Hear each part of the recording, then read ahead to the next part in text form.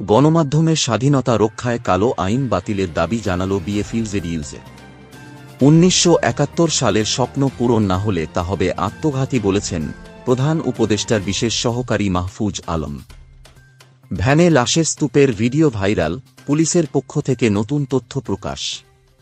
বন্যার আগাম পূর্বাভাস পেতে চীন ও ভারতের সহযোগিতা চায় বাংলাদেশ। রাজশাহীতে প্রকাশ্যে বিদ্যুতের খুঁটিতে ২ নারীকে বেঁধে নির্যাতন, কারা জড়িত? এতক্ষণ শুনছিলেন শিরোনাম, এবার বিস্তারিত। বাংলাদেশ ফেডারেল সাংবাদিক ইউনিয়ন বিএফইউজে ও ঢাকা সাংবাদিক ইউনিয়ন ডিইউজে আয়োজিত এক সাংবাদিক সমাবেশে নেতারা সাইবার সিকিউরিটি অ্যাক্ট সহ গণমাধ্যমের স্বাধীনতা বিরোধী সব কালাকানুন বাতিল, সাংবাদিক সাগররুনি হত্যার বিচার, সাংবাদিক সুরক্ষা আইন প্রণয়ন এবং সাংবাদিক নেতাদের নামে বানোয়াট সংবাদ প্রচারের নিন্দা জানান। এছাড়া সাংবাদিক নেতাদের বিরুদ্ধে মিথ্যাচারের ঘটনা তদন্তে ৩ সদস্যের একটি কমিটি গঠনের ঘোষণা দেওয়া হয়। সমাবেশে ঢাকা সাংবাদিক ইউনিয়নের সভাপতি মো. শহীদুল ইসলাম সহ বিভিন্ন সাংবাদিক নেতা বক্তব্য দেন। মাহফুজ আলম, অন্তর্বর্তী সরকারের প্রধান উপদেষ্টার বিশেষ সহকারী, বলেছেন যে ১৯৭১ সালের আকাঙ্ক্ষাকে উপেক্ষা করলে তা আত্মঘাতী হবে। তিনি দাবি করেছেন, সংবিধান পুনর্লিখন করতে হলে তা ১৯৭১ সালের মানুষের আকাঙ্ক্ষার সাথে সামঞ্জস্যপূর্ণ হতে হবে। আজ রাজধানীতে centre for governance studies CGS আয়োজিত গণতান্ত্রিক পুনর্গঠনের জন্য সংলাপ, সংবিধান প্রসঙ্গ শীর্ষক এক সংলাপে এসব মন্তব্য করেন। মাহফুজ আলম আরও বলেন, বর্তমান সরকারের উচিত মানুষের ইচ্ছাকে গুরুত্ব দেওয়া এবং রাজনৈতিক দলের আদর্শিক পরিবর্তন করা। সামাজিক যোগাযোগ মাধ্যমে ভাইরাল হওয়া একটি ভিডিওতে দেখা যাচ্ছে, পুলিশের হেলমেট ও ভেস্ট পরা ব্যক্তিরা নিথর দেহ ভ্যানে তুলছেন এবং ভ্যানের ওপর আরও কয়েকটি দেহ স্তূপ করে রাখা হয়েছে। ভিডিওটি সাভারের আশুলিয়া থানা সংলগ্ন এলাকার বলে দাবি করা হচ্ছে।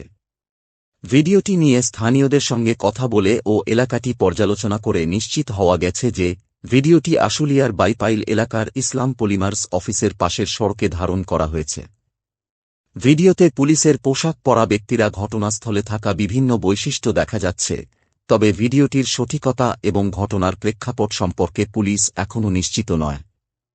৫ আগস্ট আশুলিয়ায় বৈষম্য বিরোধী আন্দোলনকারীদের ওপর পুলিশের গুলিবর্ষণ ও আক্রমণের পর বহু হতাহতের ঘটনা ঘটে। স্থানীয়দের অভিযোগ, পুলিশ পিকআপে আগুনে পুড়ে যাওয়া লাশ শনাক্ত করা হয়েছে। পুলিশ এ বিষয়ে তদন্ত করছে এবং বিশেষজ্ঞ টিম ভিডিওটি বিশ্লেষণ করছে। পানিসম্পদ মন্ত্রণালয়ের উপদেষ্টা সৈয়দা রিজওয়ানা হাসান জানিয়েছেন, আকস্মিক ও বড় ধরনের বন্যার পূর্বাভাসের জন্য বাংলাদেশ চীন, ভারত, নেপাল ও ভুটান সহ কয়েকটি দেশের কাছ থেকে তথ্য চাইবে। এজন্য ওই দেশগুলোর সঙ্গে যোগাযোগ ও আলোচনা জোরদার করা হবে। আজ রাজধানীর পানি ভবনে অনুষ্ঠিত মন্ত্রণালয়ের পর্যালোচনা সভায় তিনি আরও বলেন, সাম্প্রতিক বন্যায় ক্ষতিগ্রস্ত ফেনী ও কুমিল্লায় গণশুনানি আয়োজন করা হবে এবং জনগণের মতামতের ভিত্তিতে পরবর্তী পদক্ষেপ নেওয়া হবে। এছাড়া হাওরে ফসল রক্ষায় বাঁধের সুরক্ষা, অবৈধ দখল উচ্ছেদ এবং গঙ্গা কপোতাক্ষ সেচ প্রকল্পের উন্নয়ন কার্যক্রম নিয়ে আলোচনা করা হয়। গত বুধবার রাজশাহীর আসাম কলোনি এলাকায় ২ নারীকে প্রকাশ্যে বিদ্যুতের খুঁটির সঙ্গে বেঁধে নির্যাতন করা হয়। হামলাকারীরা নিজেদের ছাত্র আন্দোলনকারী পরিচয় দিয়ে দরজা ভেঙে বাড়ির ভেতর থেকে ওই ২ নারীকে টেনে বের করে নির্যাতন চালায়।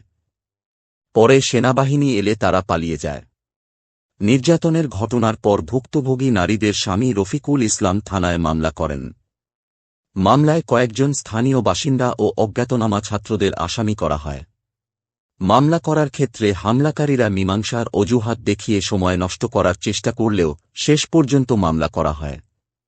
স্থানীয়ভাবে উত্তেজনা ছড়ালে ও পরিস্থিতি নিয়ন্ত্রণের বাইরে চলে গেলে অভিযুক্তদের ঘটনাস্থল থেকে সরিয়ে নেওয়া হয়।